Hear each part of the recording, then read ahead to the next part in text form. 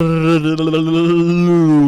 brothers, this is Bridget, and welcome back to another episode of Southdown Stories, a series of course we go through everything happening around the world of Leeds United. And we have a little talk about it, and it's a crunch match today, Leeds United versus Brentford. I'm recording this the night before, of course, and I am starting to get a little bit nervous. It was so beautiful to see Leeds actually get a comfortable win the other night, wasn't it, against Cardiff? It was something that was a complete shock to the system, to not just me, but I think every single Leeds fan that was ever born to see such a comfortable win after the dismay of brutal, disgusting performances that we've put down, to be quite frankly honest, this season.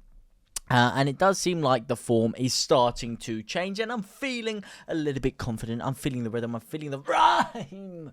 Do you want to get on up like it's Bob Slay time? Because I do. I want to get up. I want to sing my heart out. Unfortunately, I will not be at Ellen Road to do so, but if you are, get behind the boys, and it's time to get this momentum swinging. And it's funny because last week it was all completely doom and gloom around Jesse Marsch. Everyone was ready to throw him under the bus. All of a sudden, good cup performance against Cardiff, and you're starting to see a little bit of a swing. You're also starting to see it become an unpopular opinion to back Jesse Marsch, so you're seeing a lot more people coming out of the woodwork in support for him, which I like. The only way we're going to get 3 points, the only way we're going to get ourselves up the table is by everyone being on a united front and backing Jesse Marsch. And look, I have criticised a lot of his tactics throughout this season, and I've also given him a lot of credit, and I've been one of the people backing him and not throwing him under the bus. I know I was speaking about that article the other day about the players apparently complaining about him, but that does not mean that I want Jesse Marsch out by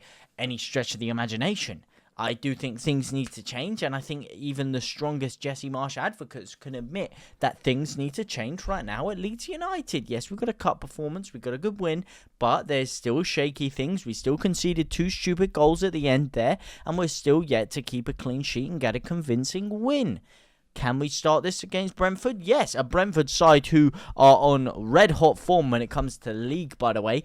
Some of their recent performances: 2-0 win over Bournemouth, 3-1 win over Liverpool, 2-0 win over West Ham, 2-2 draw with Spurs, 2-1 victory over Man City just before the international break.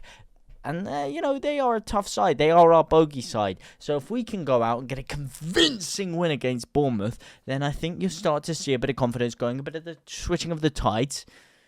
I think this could be a good momentum shift for Leeds United. A couple of big January transfers is starting to get the fans on board. It's starting to get that feel-good factor going back at the club. But we cannot afford to waste that feel-good factor by losing tomorrow.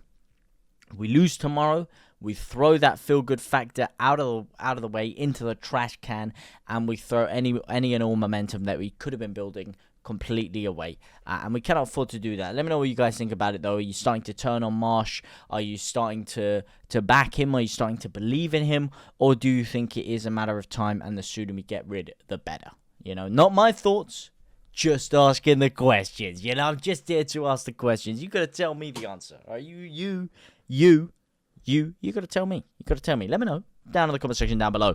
But what I will let you know of now are some of the injuries for Brentford. They are going to be without Pontus Jansson, unfortunately. Big shame that there is going to be no Pontus Jansson featuring tomorrow at Ellen Road. Shandon Baptiste, Onyeka, Aaron Hickey, and Rico Henry all also out. Rico Henry, who, by the way, he might, apparently, there is a late fitness test. A few weeks ago, 1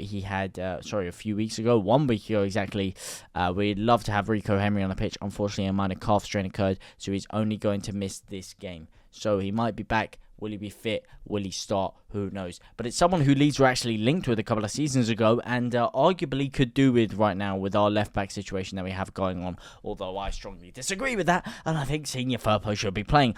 For Leeds, obviously, Forshaw out, Sourceville out, Gray out, Cooper out. Gray is going to be very interesting to see if he slots back into the squad when he does come back. It's someone that everyone seems to have forgotten about, and it's very unfortunate because before his injury during preseason, he was on red hot form. He was really starting to build something going there.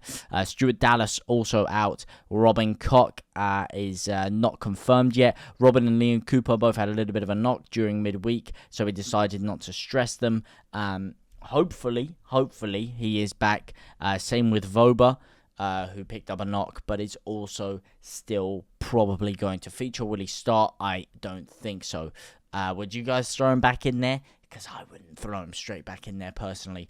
But yeah, no, it is exciting nonetheless. I've been seeing some crazy predicted lineups coming out. Absolutely ridiculous predicted lineups where they're putting Bamford, Rodrigo, and Rutter all in the starting 11 at the same time.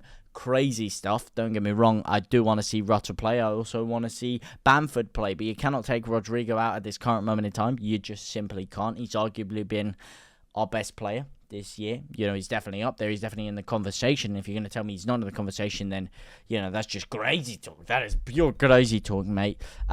Although, the way things are going, if he carries on like this, then there will be no conversation of the player of the overall season, which could well be Willy Gnonto. Hopefully, he continues in this rich vein of form. Not even rich vein of form. Billionaire vein of form. That's how rich his form is right now. Beautiful stuff, man. I just love watching him play. I really want to see a Willy masterclass tomorrow. I want to see Willy just go down to Ellen Road and smash him. Just smash him. Bang. Back of the net. Ooh, spin. See you later. Sends him for a hot dog. Sends him down to the corner shop. Buy me some crisps on your way back, sunshine. Oh, through your legs. Boom. Whips it top bins again. And for a guy who apparently has no end product, certainly seems to be able to find the back of the net quite convincingly recently. But I think it is time to get into the predicted 1 to 11. And for me, we got to be going with Meslier in goal. We got to be going with a back two. Hopefully he can play. Cock and strike, man. Cock and strike. Start it. Firpo, left back. Boom. Right back. Cody Drama. Will he play? No. So Ayling will probably play. But Cody Drama, got to play right back for me. Holding two. Adams. And JB. There you go. You heard it first. You heard it here first. Darko JB. Get him in there. Wasn't very impressed with Rocker the other day. Haven't been impressed with Rocker a lot this season, if I'm honest. If I'm frankly honest. Get Darko JB in there. Give him a crack. Give him a shot. Give him a sniff. Anything you want to give him. Get him in there. Get him in there. I'm going to have Gnonto on the left. Willie G in the house.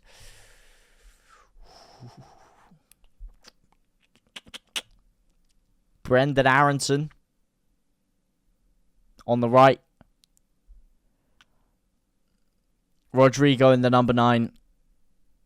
And Rutter just behind him as the second striker. Rutter as the second striker behind him. That's my starting 11. I would like to see Bamford play, but if Bamford plays, it means it's going to push Rodrigo out of that number 9 role. And you could arguably bring Bamford in on the second half. Absolutely no problem. Bring Bamford in the second half and maybe move Rodrigo deeper or move him on to one of the wide attacking midfield roles. Fine. But I want Rodrigo to start the game up front personally. I think it's harsh not to because he's been in such great form. He's been so important for Leeds. I don't think you can afford to take him out of that number 9 role, at least to start the game and see what he can do. If it's not working and you want to bring Bamford on, you want to move Rodrigo around, no problemo. All right, no problemo. But that's my starting 11 anyway. And I think we start like that, and I think we absolutely smash them. I think we absolutely devour them, and it is going to be a 4-0 crushing. Yeah, 4-0, baby. We're going to keep that clean sheet. No problem. All right, that sheet is going to be cleaner than a geezer who's gone through rehab for 3 weeks. Took me a bit too long to think of something that was quite clean there. But someone who's just come straight out of rehab, that clean sheet is going to be cleaner than that guy. I'll tell you that for nothing. But let me know what you guys think down in the comments section down below. What is your score on the door? And what are your starting 11s? What do you think of mine? Do you think I'm an idiot? Do you think I'm a fraud? Do you think I'm very smart and intellectual? Or do you think I'm an absolute clampet? Let me know down below. For now, guys, I will see you very, very soon. Actually, I'll see you, well, more than very soon. Tomorrow, we will be going live. I will be there. I know I wasn't there for the Cardiff game. I had other work commitments, so I didn't stream. But this game, league game, I'm there. I am there. See you soon.